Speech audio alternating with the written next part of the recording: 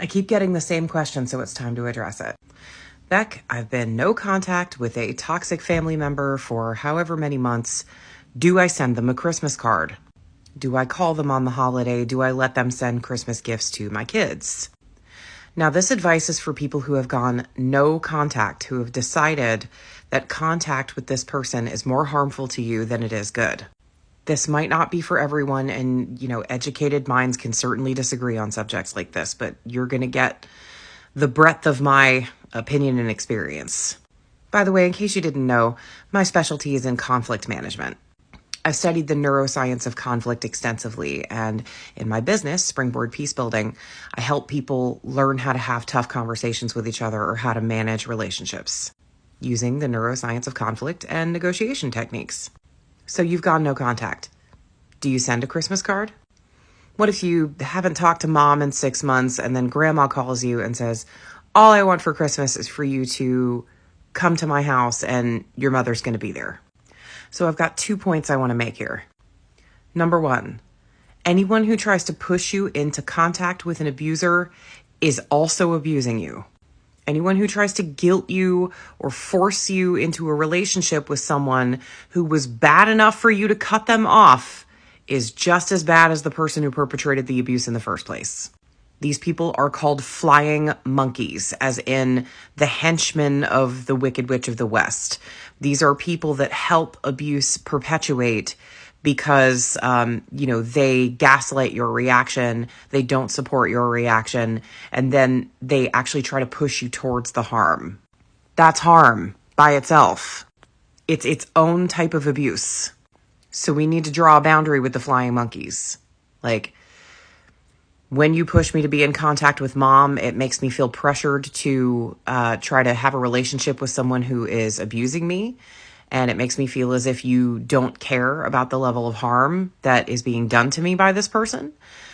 In the future, I'm going to need you to refrain from bringing up this topic. Otherwise, I will end the conversation.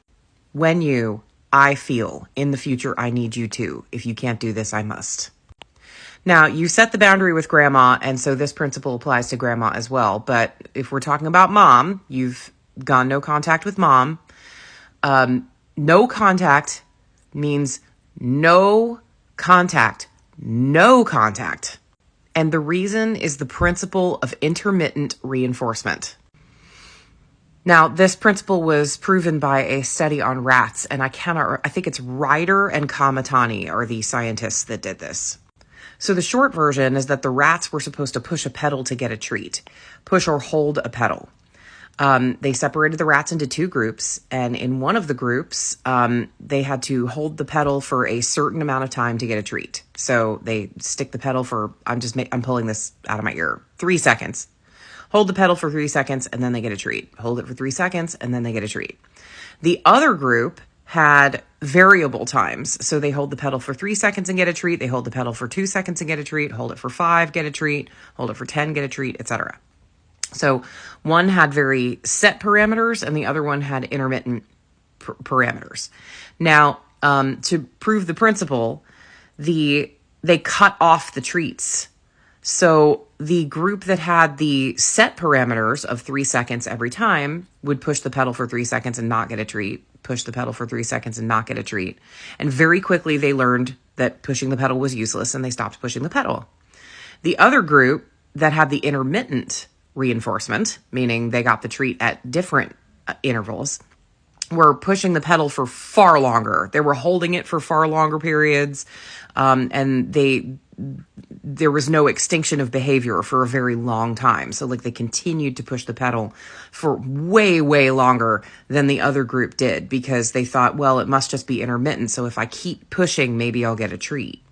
And the point of this is, as it relates to boundaries, is if you drop your boundaries one time, you are encouraging the behavior that you are trying to extinguish.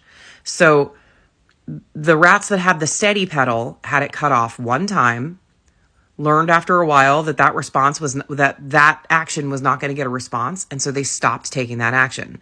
The other group learned from the intermittent reinforcement that that action would get a response sometimes and wouldn't get a response other times. And what it effectively did is it increased the behavior that you were trying to extinguish. They didn't stop pushing the pedal, they pushed it more. So if you want abuse to stop and you drew a boundary, do not give it a treat on occasion.